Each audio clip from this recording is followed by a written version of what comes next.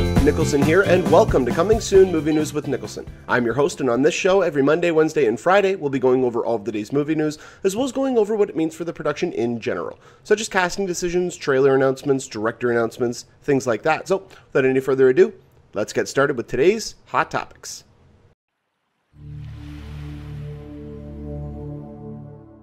We have our first bit of casting news from the upcoming live-action adaptation of Beauty and the Beast. It looks as though Emma Watson has officially signed on to play the character of Belle.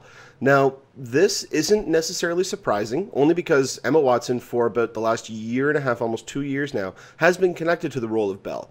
The difference being, she was connected to the role of Belle in Guillermo del Toro's version of Beauty and the Beast, which I would have been infinitely more curious to see that version. Just what he could do with that world, his visionary styles. I am still interested to see what Bill Condon is able to do. Bill Condon is the director of such films as Gods and Monsters. He also has done such movies as Kinsey. He did Dreamgirls, which almost reinvigorated Eddie Murphy's career, although he found a way to screw that up. But he also did the last two Twilight films. Well, you can't really harp on him for that. That was a very good career decision for him. While I never even saw part one. I saw the ending of part two, and I didn't care for it. It was all, decently directed, but I mean, he could only do so much with the material that he was given. But I mean, even David Slade, the director of 30 Days of Night, directed the third part. I can't even remember the name. It's Twilight. Anyway, he's a very accomplished director, so I am interested to see what he is able to bring to the table with this. This has been a long gestating project. Both versions. Guillermo del Toro's version, he ended up deciding he was not going to direct it. He was only going to produce it. And I think with all Guillermo del Toro projects, they all are in development hell for a while. And I think that Emma Watson, she's been wanting to play this role ever since, I think, she stated on her Facebook page, I think she stated ever since she was 6, she's wanted to play this role, along with a lot of other young, talented actresses. They've all wanted to play that character. It's a very nuanced character, a lot of different levels and depths to that character. So, I mean, it's a juicy role for a young actress, definitely. And so you can see why she'd be attracted to it. And her signing on to this, I think, is a great decision. She's a phenomenal young actress. I mean, she was definitely the standout in the Harry Potter franchise. Ever since the first movie, she always was the one that everybody kind of looked at more so than Daniel Radcliffe or even Rupert Grint. So, yeah, I'm definitely happy with this. The big question to me, as soon as I saw that she was cast in this, okay, so that sets the right age, what they're going to do with it. What sort of level of production are they going to go into? Are we going to get a live-action adaptation of the animated film? Or are we going to get just an updated version of the story? Because the one thing I don't want to see, my main concern with this is the look of the Beast and what they do with that. Because the last couple of iterations of the Beauty and the Beast story, all they've done is they've essentially just given a very, very handsome man scars.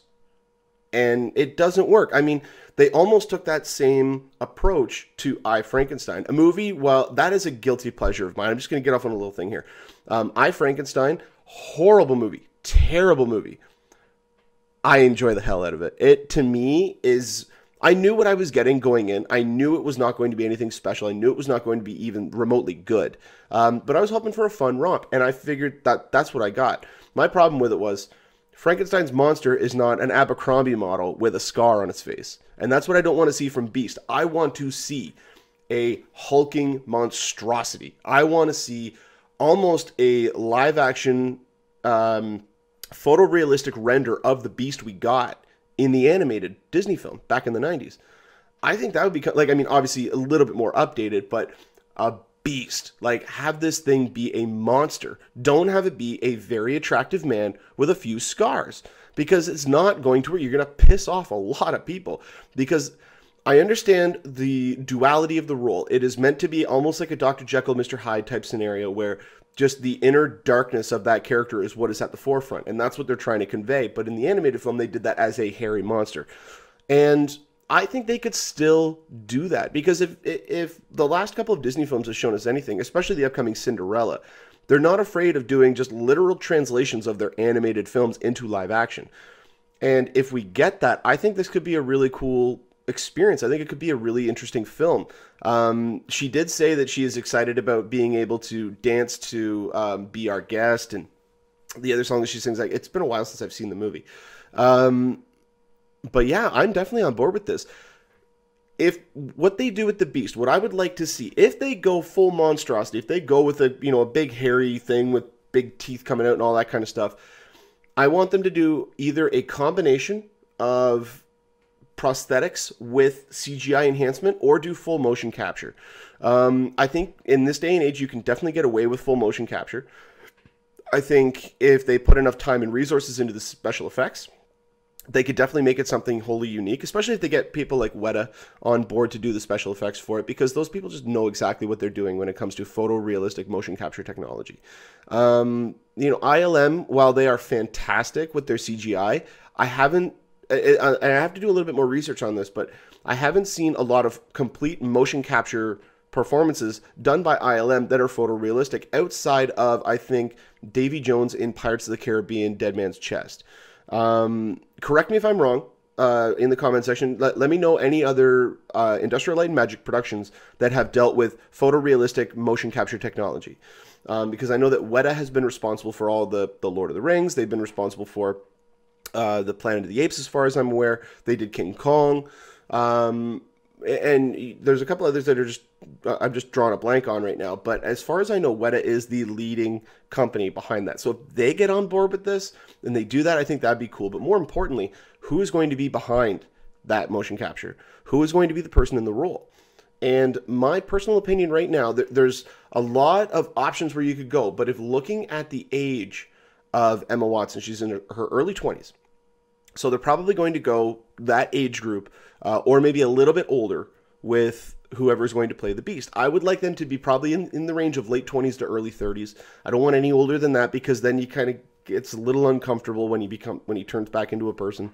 But I would love to see Dan Stevens play this role. I think that he has not only the subdued nature of the role, where he's very quiet, and the Beast is very flamboyant, he's very out there, but there are sequences in the movie and in the storyline where he's having to be reserved, he's having to be a little bit more quiet.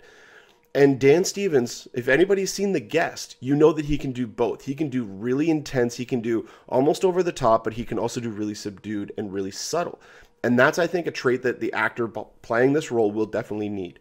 And I think Dan Stevens is the guy to do that. As far as I'm aware, this movie is aiming for a 2016 release, which means that they are going to start production at some point this year, which makes sense. I mean, Bill Conan's been attached for a bit now, and now they have their lead lady. We're probably going to start hearing in the next couple of months a lot of other casting announcements.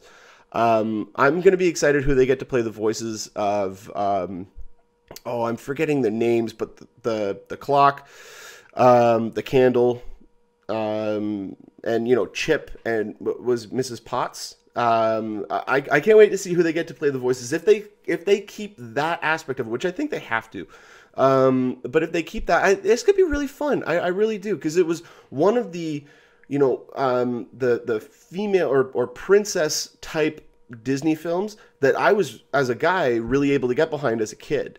I felt that this was, especially looking at the Beast, and my favorite character obviously was the Candle, because he's just so funny and charming, and he's French. You know, I mean, so everything about that, I'm excited to see where this project is heading. We're going to get a lot more information in the next couple of months, but definitely in the comment section below, let me know if you guys know any other projects that ILM has done for motion capture, where they've done photorealistic motion capture, I should say. And who else you would like to see play the Beast? I mean, that's just one that came to my mind. I really think that Dan Stevens really needs a knockout role. I mean, The Guest was incredible, and he's going to be getting more as his career goes on, but I think that this could be a really interesting, meaty, juicy role for him. But let me know what you guys think in the comment section below. Are you happy with Emma Watson playing the role of Belle? And who would you like to see the Beast? Let me know in the comment section below. And if we do get more information about this topic, I will definitely update you guys on here.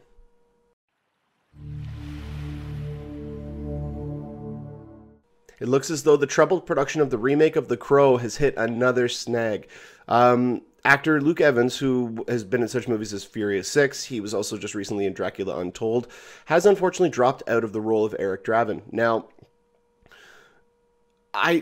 Okay, I'm getting a little concerned about this project. I've been concerned for a while. I don't think that we need it yet. I think that the original Crow, there's not that much that you could do to it to enhance it. I think it's definitely a product of its time, but it was handled in such a way by the right team that it worked. Everything worked with it, and I really personally don't see what you could do differently with it. They've already tried 3 direct-to-DVD sequels. None of them worked. They got incredibly terrible as they went on.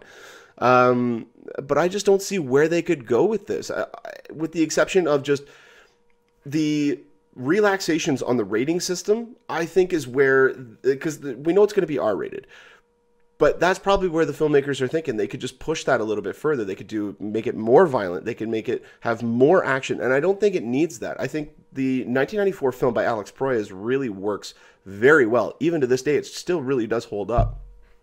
But Luke Evans has been attached to this film for probably a year and a half now, maybe a little bit longer than that. And he recently he had to drop out because he couldn't wait any longer. He has other projects and other commitments that he has to go to, other projects that he's been wanting to sign on to that he couldn't because this film was looming. It was originally going to start production, I think, in either April or May.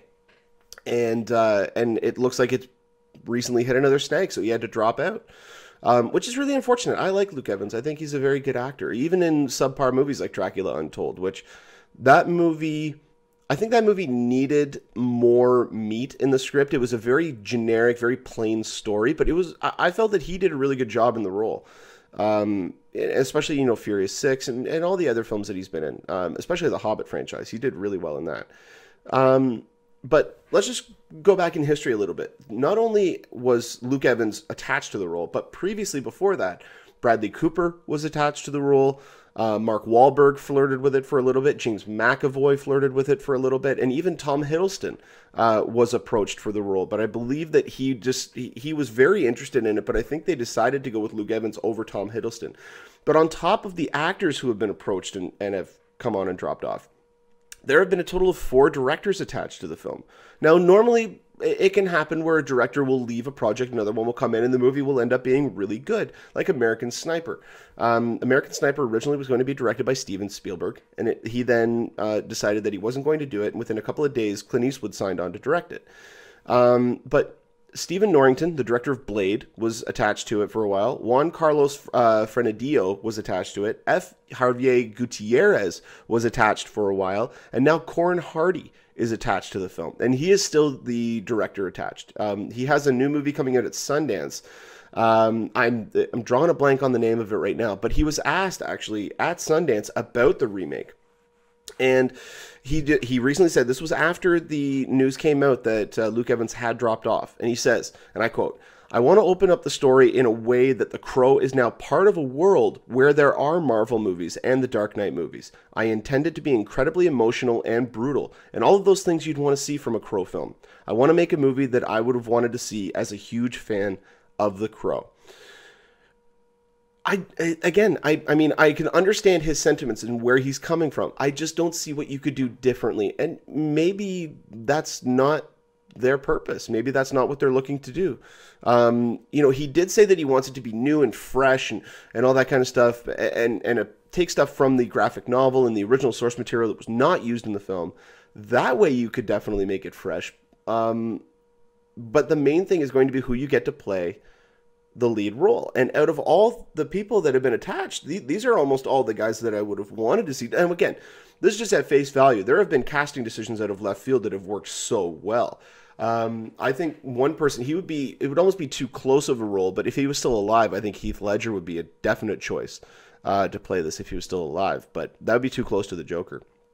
But Tom Hiddleston, actually, a funny story, when he wanted the role really bad. He actually did his own makeup test and sent that in to them. And I guess they decided just not to go with him for one reason or another. Maybe his stock was too high. Maybe it was going to cost too much to get him. I don't know the specific details of that. But if they were, like, okay, they're doing this. This is a project, as far as I know right now, it is not completely canned. They are going ahead with this. So, with that in mind, if we're getting one, because we're getting one, let's think of, okay, it's coming. What can they do to it to make it good? What can they do to get us excited about it? And the things that it has to be gritty. And by gritty, I don't mean, you know, like very serious and all that kind of stuff. No, I mean it has to have this gritty, dirty, grimy feel to it. It has to feel gritty and dirty and just scummy and all the other adjectives. It needs to feel brutal and just unflinching, unrelenting. Like, that's the type of feeling that we need to get from this movie. You need to feel his pain and his search for vengeance. And if they can convey that, like they did in the 94 film, then it can work. And we can get a really cool update of this very interesting character.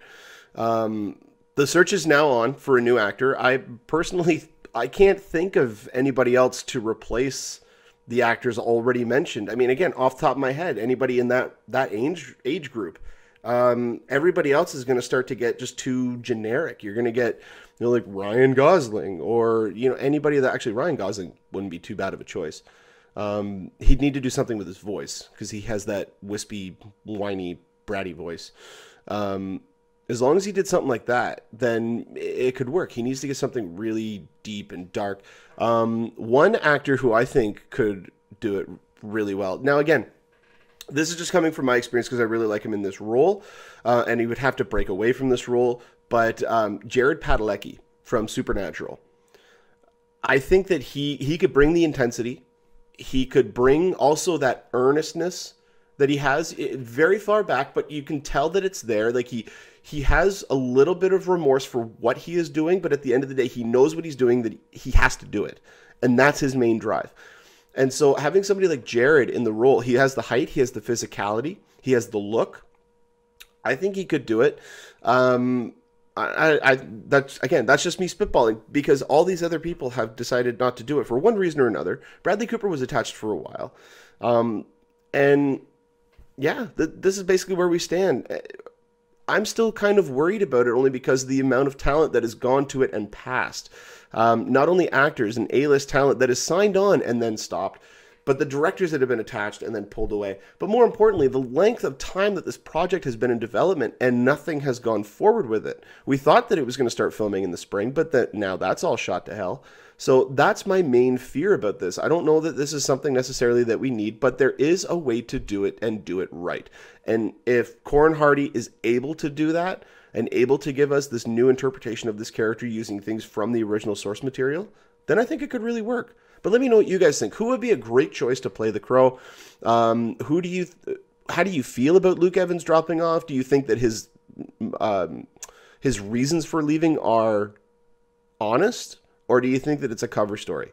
Let me know what you guys think in the comment section below. I'd really like to know. And also, who do you think would play the Crow? Because, again, to me, Jared Padalecki is one of the main ones that's standing out, just because he has the look, he has the physicality, he has the intensity, and he has the voice, I personally think, to really do this role justice. So let me know what you guys think. There is no release date set for this film.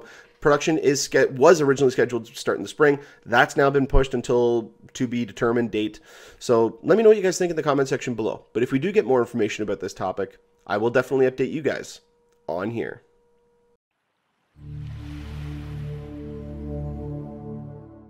Before we get into our final topic, I just wanted to give a little bit of an update. It looks as though, now it hasn't been confirmed by Marvel, but it looks as though Daniel Bruhl's character in Captain America Civil War is in fact going to be Baron Zemo.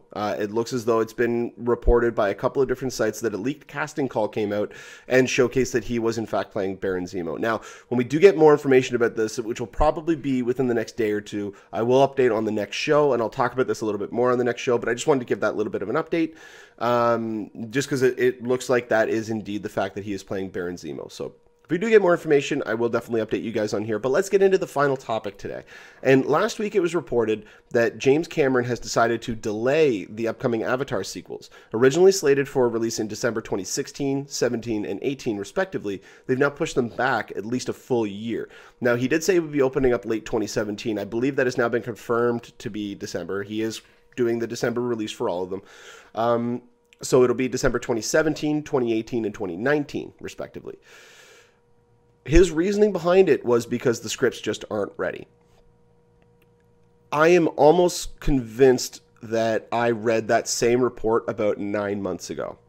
That they were almost done the scripts, that they had about 3 more, or the scripts would be coming in by the end of that month, and that was back in like February or March, or somewhere around that time frame. And, you know, 8, 7, 8, 9 months later, he comes out and says, oh, by the way, we're still not done the scripts. Okay. You've had an entire writing team of 5 or 6 people, including yourself, for over 2 years now. Almost 3 years, I believe. And you still don't have 3 scripts together? What? I'm sorry, but that to me, I mean, you have 5 full-time writers. And then yourself. Full-time. That means that all they're doing is working on this. And you can't get your scripts together?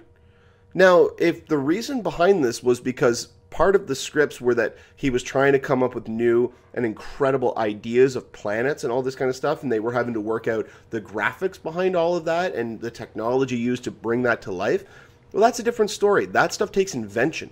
You know, that stuff takes time to work all the kinks out. With a script, there are movies that start filming without a finished script, let alone a movie that's going to have almost 2+ years of post-production. Most of the stuff's going to be done in the computer.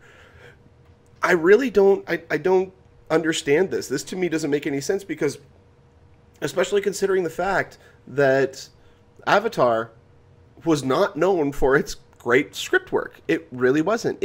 A lot of people, you know, tore it apart because of that.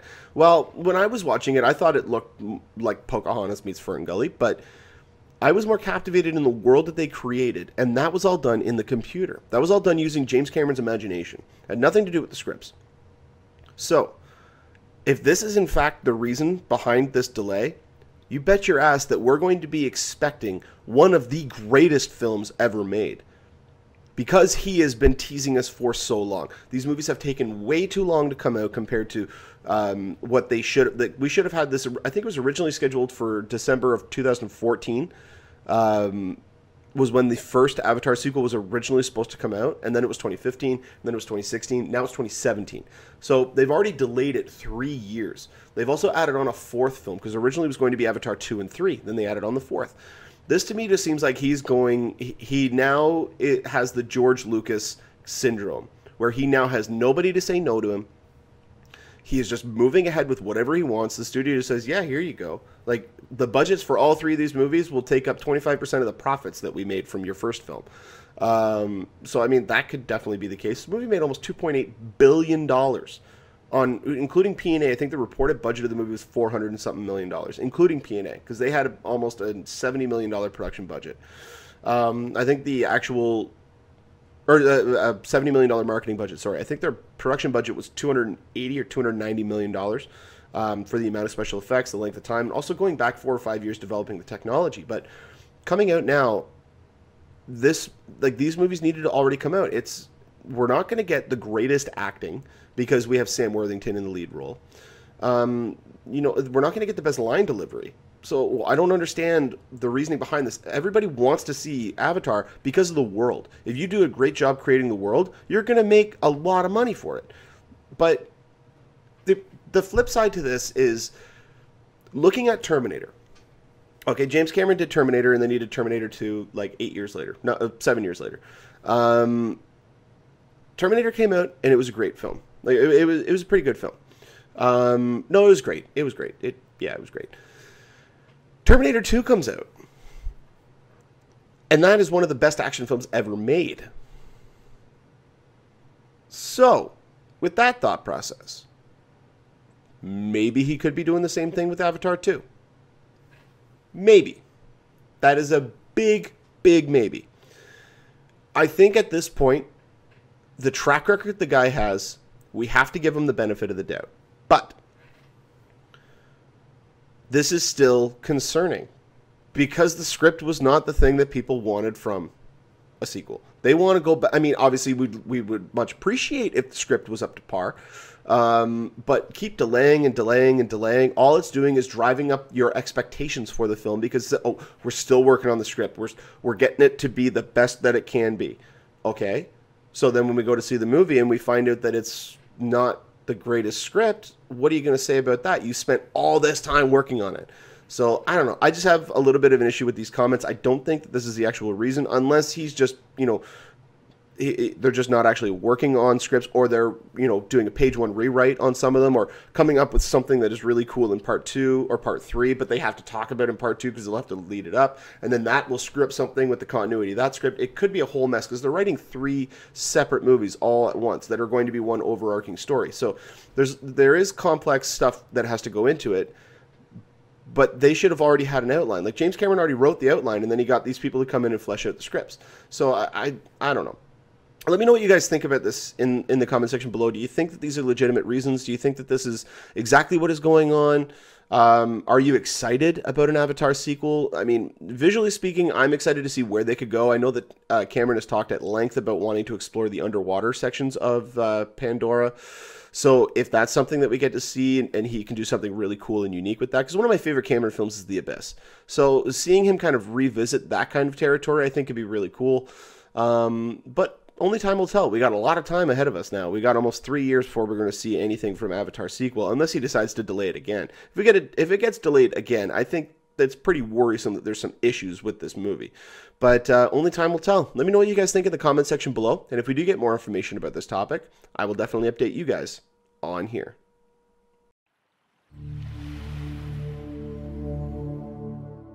Well, that'll about do it for us here on Coming Soon Movie News with Niklsun. Thank you so much for watching. You guys have been a great audience. Go ahead and click the subscribe button there in the bottom corner. You get updates whenever we post a new video. You can also follow me on Twitter at Niklsun, Niklsun, for all of your movie updates. And give us a like on our Facebook page at facebook.com/movie news with Niklsun. If you guys ever have a topic or a question you'd like to have discussed on the show, you can go ahead and put a comment in our comment section, or email us at movienewswithniklsun@gmail.com. And on every Friday episode, we'll try to get to as many as we can. But until next time, you guys enjoy the rest of your day. Take care.